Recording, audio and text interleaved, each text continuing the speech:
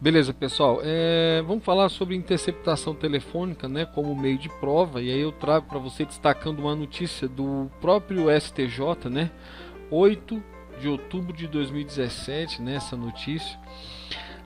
Inscreva-se no canal, tá bom? E as críticas são bem-vindas, mas por favor faça críticas construtivas, inteligentes, né? Sem ofensa, né, pessoal? Porque querendo ou não, a gente vai trabalhar um tema que é a questão da interceptação telefônica. Então, primeiro eu tive que dar uma lida, estudar, tive que me preparar para falar com você, tá? Quero dar um abraço especial aí para o Israel Compras. É um canal no YouTube que eu achei o canal da Vivi, muito legal o canal dela, tá? Vivi, Deus te abençoe.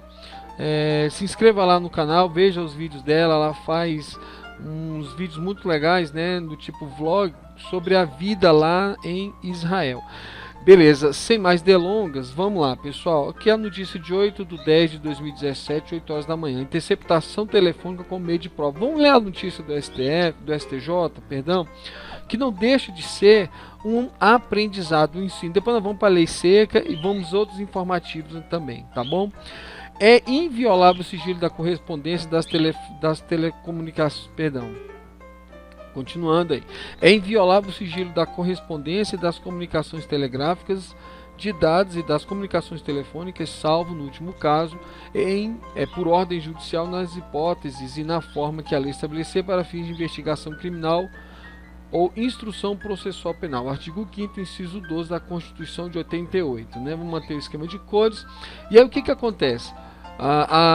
O informativo, né, a notícia do STJ começa falando sobre a base lá do artigo 5º. Continuando, a norma sobre a qual o texto constitucional faz referência é a Lei 9.296 de 96, editada com o fim de regulamentar o Instituto da interceptação de comunicações telefônicas e também em sistema de telemática. Vamos lá, em 12 artigos, o legislador tratou da competência, dos requisitos, da aplicabilidade, da autorização e do tempo de duração, além de tipificar como crime o uso desse meio de prova fora dos parâmetros legais. E aí a notícia traz um conceito próprio STJ, tá, pessoal? Interceptação telefônica, escuta telefônica e gravação clandestina não se confundem. Na interceptação telefônica, nenhum dos interlocutores sabe que a conversa está sendo gravada por um terceiro. Importante isso, ok? Na escuta, um dos interlocutores sabe que está sendo gravado por um terceiro. E na gravação, um dos interlocutores é quem grava a conversa. Tanto a interceptação telefônica como a escuta precisam necessariamente de autorização judicial para que sejam consideradas provas lícitas, provas admitidas no processo regularmente. Já a gravação telefônica pode ser feita sem autorização do juiz. Gravação, né? A gravação telefônica. Voltando ao conceito que ele dá sobre própria gravação. Na gravação, olha aqui, na gravação, um dos interlocutores é quem grava a conversa. Beleza? Vamos lá. Também é importante diferenciar a interceptação telefônica da quebra de sigilo telefônico. Na primeira, quem intercepta tem acesso ao teor da conversa. Olha aí, ó, importante, tá? Diferenciar interceptação e quebra. Na primeira, ou seja, na interceptação, quem está interceptando tem acesso ao teor da conversa. Já na quebra do sigilo, a única informação que se tem acesso é o registro de ligações efetuadas ou recebidas. Vamos lá para a autorização. Apenas o juiz poderá autorizar a utilização da interceptação telefônica como meio de prova. Isso poderá ser feito de ofício ou requerimento da autoridade policial na investigação criminal ou do Ministério Público na investigação criminal e na instrução processual penal. A ausência de autorização judicial para a captação de conversas enseja a declaração da nulidade da prova obtida, pois constitui vício insanável. Essa condicionante também alcança as mensagens armazenadas em aparelhos celulares, ainda que seja dispensável ordem judicial para apreensão do aparelho. Ó. Então, a ausência da autorização judicial para a captação da conversa vai ensejar a nulidade, ok, pessoal? E as provas cobram muito isso daí, tá bom? Continuando, em um caso apreciado pela 5ª Turma do Superior Tribunal de Justiça, no RHC 67.379, agentes policiais, ao ingressarem no domicílio de um homem suspeito de tráfico de droga, apreenderam seu aparelho celular e, ato contínuo, extraíram o conteúdo das mensagens trocadas através de aplicativo WhatsApp, sem prévia autorização judicial. O que aconteceu? O colegiado determinou fossem desentranhadas. Para você que não está familiarizado com alguns termos, desentranhar é retirar dos autos as provas obtidas por meio do celular apreendido. Segundo o acórdão, abre aspas, as mensagens armazenadas no aparelho estão protegidas pelo sigilo telefônico, que deve abranger igualmente a transmissão, recepção ou emissão de símbolos, caracteres, sinais escritos, imagens, sons ou informações de qualquer natureza por meio de telefonia fixa ou móvel, ou ainda através de sistema de informática ou telemático. Então, pessoal, essa história do o agente policial, né, pegar lá e o cara tá com uma foto de arma, cadê a arma e tal, aquela coisa toda. Usar isso num processo não é pura perda de tempo se não houver uma autorização judicial. Então, lá, autorização dispensada. Em julgamento, olha só interessante agora. A 6ª turma, envolvendo estupro de menor, a defesa alegava a ilegalidade da gravação telefônica entre o acusado e a vítima, lembrando que a vítima era uma menor, porque essa teria sido instruída por terceiro para extrair provas do crime por meio de conversa telefônica. Olha só que interessante, ó. A prova, ela foi desentranhada, por quê? Porque teria sido instruída a vítima, né, a extrair a prova do crime por meio de uma conversa telefônica. Aí o que o relator fez? O relator, ministro Sebastião Reis Júnior, não acolheu a argumentação. Ele destacou que as gravações telefônicas, ainda que realizadas com apoio de terceiro, contavam sempre com a ciência e permissão de um dos interlocutores, no caso a própria vítima do crime de estupro. A conduta, abre aspas, a conduta é, portanto, lícita, sendo despicienda para tanto autorização judicial. E ainda a situação dos autos não se confunde com a interceptação telefônica, em que a reserva de jurisdição é imprescindível, explicou o ministro. O núcleo deste processo não é divulgado em razão de segredo judicial, por isso que não foi divulgado o processo, mas esse foi o entendimento do juiz. Ó, vamos recapitular, autorização dispensada. Ó. No julgamento da 6ª turma, envolvendo estupro de menor, a defesa alegava a ilegalidade da gravação, mas a gravação foi feita por meio de o auxílio de um terceiro, instruindo a vítima a fazer o quê? Trazer provas que constituíssem, que consubstanciassem o quê? A autoria relativa ao crime, que a própria vítima que a própria mulher, a própria pessoa que estava na gravação telefônica foi vítima, né? O relator fez o quê? Não acolheu a argumentação da defesa e destacou que as gravações telefônicas, ainda que realizadas com apoio terceiro, contavam sempre com a ciência e permissão de um dos interlocutores, que é o requisito que precisa. No caso, a própria vítima do crime de estupro. Vamos lá, não cabimento. Artigo 2º. O artigo 2º da Lei 9296 enumera as hipóteses de não cabimento da interceptação telefônica. Segundo o dispositivo, caso não existam indícios razoáveis da autoria e da participação do investigado na infração penal, se a prova puder ser feita por outros meios disponíveis, ou se o fato investigado constituir infração penal punida no máximo com pena de detenção, não será admitida a interceptação das comunicações telefônicas. No julgamento do HC, olha só, no julgamento do HC 186.118, a 6ª turma declarou a nulidade das interceptações telefônicas autorizadas para apuração de supostas ameaças feitas contra um promotor de justiça.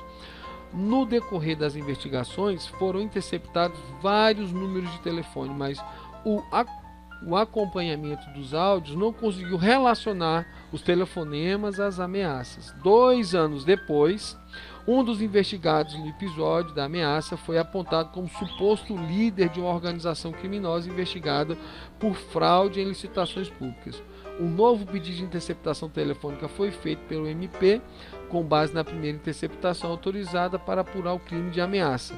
Como o crime de ameaça é punível exclusivamente com pena de detenção, a turma considerou que as degravações da segunda interceptação, originárias de uma primeira interceptação lícita, não poderiam servir como meio de prova. O relator, ministro Sebastião Reis Júnior, ressalvou a possibilidade de se autorizar a interceptação telefônica para apurar crime punível com detenção, desde que conexo com outros delitos puníveis com reclusão. Mas afirmou que, no caso apreciado, a primeira escuta foi deferida apenas para apuração do crime de ameaça e que, abre aspas, além de não terem sido descobertos outros crimes conexos com ele, nem se tinha em foco naquela oportunidade a averiguação de delito de maior gravidade, que seria o caso aí, a descoberta de outro crime é o caso, a teoria da serendipidade, tá? Fundamentação. Em outro caso, também da sexta turma, HC 251.540, a defesa impetrou habeas corpus sob o fundamento de que a autorização judicial da interceptação telefônica não observou as formalidades da Lei 9296, por não ter comprovado a imprescindibilidade da medida. O colegiado reconheceu que a autorização não demonstrou de modo pormenorizado que não houvesse outra forma menos invasiva para a obtenção dos elementos aptos a comprovar o delito. O magistrado teria apenas alegado que a pena para o crime investigado era de reclusão e se limitado a transcrever termos legais, o que, segundo o acórdão, não satisfaz a indispensável fundamentação acerca da necessidade da providência. E aí foi o que? Foi o ministro entendendo que a manifestação do juiz não foi suficiente. Entendimento diferente foi aplicado no julgamento do RHC 77.175, no qual a sexta turma considerou legais as interceptações telefônicas realizadas nas investigações da Operação Vulture. Se eu tiver falado errado, me perdoe. Deflagrada pela Polícia Federal em agosto de 2011 para apurar desvio de recursos públicos do Ministério do Turismo. A defesa alegou que os grampos telefônicos foram autorizados sem fundamentação legal, também razão pela qual, sem fundamentação legal, razão pela qual não poderiam embasar a denúncia contra os acusados. Mas o relator, ministro Rogério Chet Cruz, desculpe a pronúncia, entendeu que o requerimento policial da utilização da interceptação foi justificado em razão da identificação dos demais membros do esquema não poder ser feita pelos meios de investigação ordinária. Então, é o que a lei fala, ó o que a lei fala, né? Se o fato investigado, se a prova pudesse ser feita por outros meios disponíveis, não foi o caso, tanto é que o ministro acolheu. Prazo. O prazo para a interceptação telefônica é de 15 dias, segundo a Lei 9296. Passado este tempo, é possível a prorrogação sem limite de vezes. As provas gostam de cobrar isso aqui, pessoal. As bancas cobram demais, mas sempre mediante autorização judicial, comprovação de que a escuta é indispensável como meio de prova. Ok? Autorização e comprovação da indispensabilidade do meio de prova, né? O juiz terá um prazo máximo de 24 horas para decidir sobre o pedido, beleza? Em relação ao prazo de 15 dias, o STJ entende que a contagem se inicia a partir da efetivação da medida constritiva, ou seja, do dia em que se iniciou a escuta telefônica e não da data da decisão judicial. Olha, importante isso aqui, a própria notícia do STJ traz isso. Ou seja, o prazo vai contar a partir da efetivação da medida constritiva, ou seja, do dia que iniciou a escuta e não da decisão. Porque da decisão até se implementar realmente a escuta, se o meio de prova obtido é tão importante, você concorda comigo que o poder público, porque em última instância quem tem interesse em apurar o crime é o próprio Estado, estaria perdendo tempo. Então, lógico que a data inicial é a partir da efetivação da medida constritiva, para então se fazer a prorrogação. Vamos lá para degravação, algo muito importante em tempos, né, que a gente tem visto tantas escutas telefônicas aí acontecendo pelo país. O STJ também já se pronunciou a respeito da necessidade da transcrição integral da conversa interceptada, que é a degravação. Para a Corte, não é razoável exigir a degravação integral das escutas telefônicas, haja vista o prazo de duração da interceptação e o tempo razoável para dar-se início à instrução criminal, porquanto há diversos casos em que, ante a complexidade dos fatos investigados, existem mais de 1000 horas de gravação e a Lava Jato está aí para provar exatamente isso. Ok? Então, o que acontece é o STJ, ele já se pronunciou a respeito da necessidade da transcrição integral da conversa interceptada, né? que é a gravação, por conta que é um número infindável de horas. Então, de acordo com a jurisprudência do tribunal, a fim de que sejam observadas as garantias constitucionais do contraditório de ampla defesa, é necessário que sejam transcritos os trechos que serviram de base para o oferecimento da denúncia e que se permita às partes o acesso aos diálogos captados. Então, é por isso que você vê os trechos, porque já imaginou,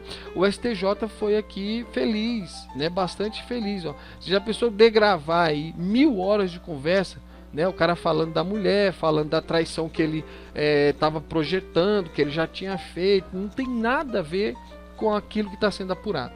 O artigo 10 da Lei 9296 estabelece ainda que constitui crime realizar interceptação de comunicações telefônicas, de informática ou telemática, ou quebra de segredo da justiça sem autorização judicial, ou com objetivos não autorizados em lei, né? Fecha aspas. A pena prevista é de reclusão de 2 a 4 anos e multa. Então aí o agente público não fará essa gravação, essa escuta, né? Esse procedimento sem estar devidamente autorizado pela Justiça.